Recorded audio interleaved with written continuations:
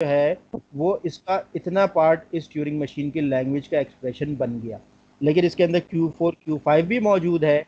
तो इस पूरे लूप के हमने एक ये लूप बनाया है जिसके अंदर एक जीरो तो आएगा ही आएगा, फिर एक जीरो आ भी सकता है, नहीं भी आ सकता है, नंबर ऑफ टाइम आ सकता है, तो zero and than zero star, फिर उसके बाद एक वन आएगा ही आएगा, एक वन फिर दूसरे वन का स्टार, फिर उसके बाद एक जीरो तो आएगा ही आएगा, जीरो और फिर एक दूसरे जीरो का स्टार, फिर उसके बाद एक वन तो आएगा ही आएगा और दूसरे वन का स्टार।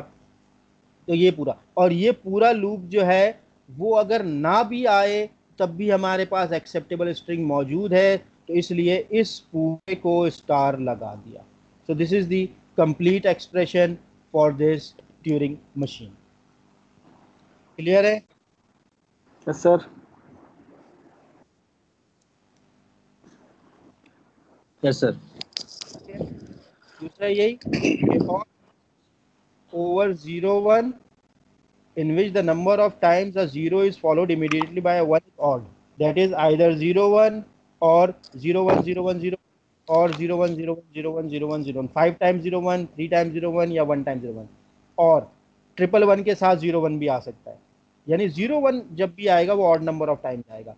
उसके बाद 100 लिखा मैंने और उसके बाद आगे 01 3 दफ़ा लिख दिया, तो ये 01 की कॉम्बिनेशन 3 दफ़ा आई, यानी जब भी 01 आएगा वो odd number of times आएगा। This is a language which this Turing machine is accepting.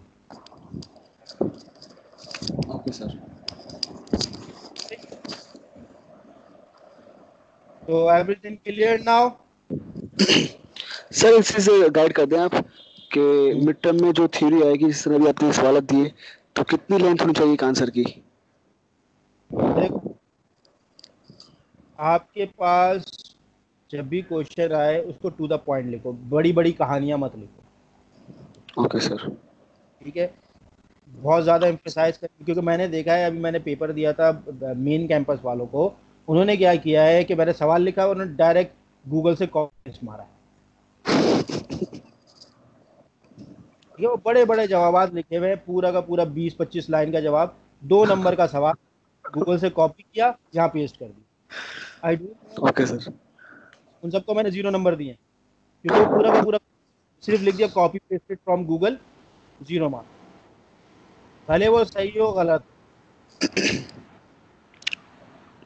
Okay sir. ठीक है, तो कॉपी पेस्टिंग वाला काम नहीं करना है, टू द पॉइंट अपने कॉन्सेप्ट के हवाले से लिख दो।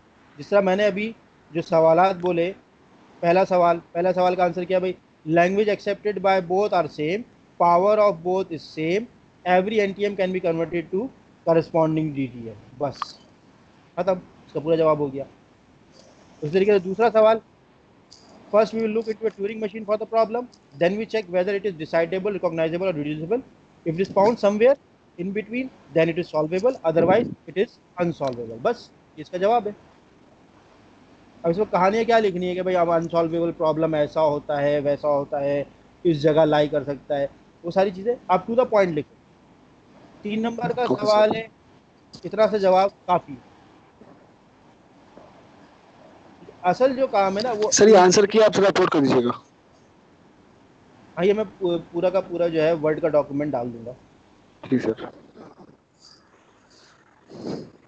ठीक है, ओके सर। क्लियर? जी सर। Yes sir. तो best of luck for the mid term.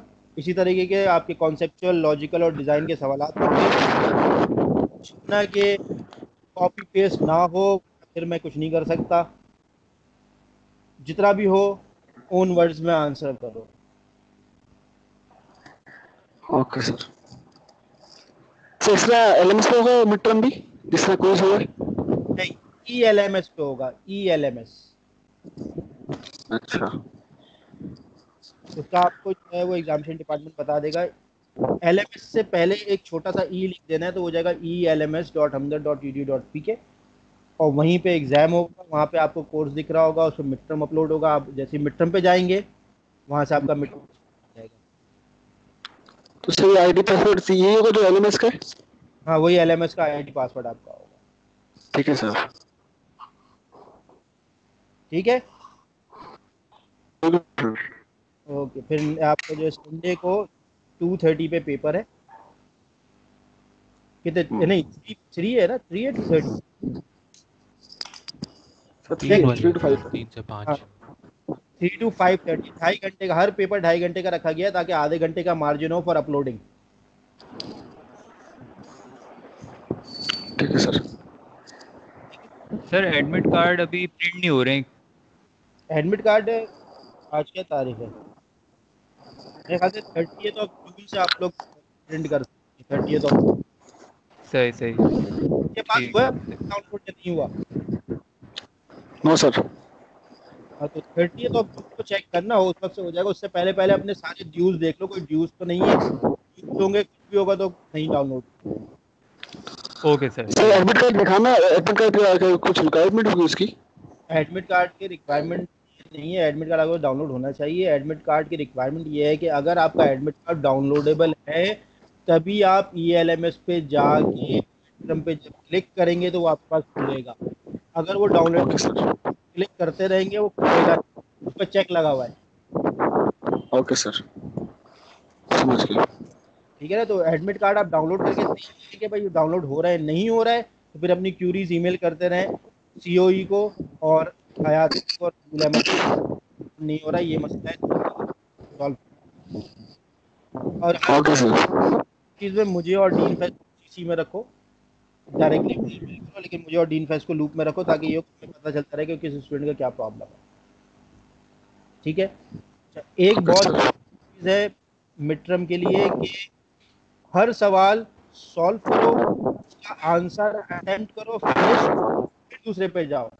अगर किसी चीज़ में आपने कोई चीज़ अपलोड करनी है, देन एंड देयर करो। ये ना हो कि आप बिल्कुल एंड के लिए छोड़ दिया। के टाइम पे हमेशा प्रॉब्लम आ रही है कि हर बच्चा एक साथ एंड के टाइम पे सब कुछ अपलोड करने जाता है तो अपलोड नहीं कर पा रहा। तो इसीलिए आपका पहला सवाल है, उसमें आपने आंसर अपलोड करना है, तो पहला सवाल आपने सॉल्व किया, उसको अपलोड किया, फिर दूसरे पे चले। फिर दूसरा सवाल वहीं सॉल्व करने का, टेक्स्ट बॉक्स में लिखने का, वहीं पूरा आंसर लिखा, तीसरे में चले गए। फिर तीसरा सवाल अगेन अपलोड करने वाला है, तो उसको सॉल्व किया, अपलोड किया, फिर चौथे पे चले गए। अब लेट सपोज चौथा आपको नहीं आता, पांचवें में चले गए, चौथे को फ्लैग कर दिया, पांचवें पे गए, पांचवें में आपने देखा हाँ भाई कौन सा अपलोड करने वाला है, फिर आपको आता है, आपने पांचवा पूरा सॉल्व किया, आंसर को अपलोड किया, फिर आप छठे पे चले गए। तो इस तरीके से इसको सॉल्व करना। तो इसमें ये होगा कि आपके सारे आंसर्स टाइमली अपलोड होते रहेंगे। क्लियर है? Yes sir. चलो फिर इंशाल्लाह नेक्स्ट वीक जो है मैं व्हाट्सएप पे अवेलेबल होऊंगा। अगर आपकी कोई क्यूरी हो मिड टर्म में तो मुझे व्हाट्सएप पे मैसेज करना, मैं वहीं पे जवाब देता रहूँगा। अगर कोई सवाल पूछना है व्हाट्सएप पे वॉइस मैसेज भेजना, मैं वॉइस मैसेज पे डायरेक्टली वॉइस का जवाब दूंगा कि भाई इसका इस तरीके से सॉल्व करना है। ठीक है? Okay sir. ओके, फिर उसके बाद हम लोग इंशाल्लाह मिलते हैं उसके अगले हफ्ते क्लास में। ओके जी, अल्लाह हाफिज़। अल्लाह हाफिज़ सर।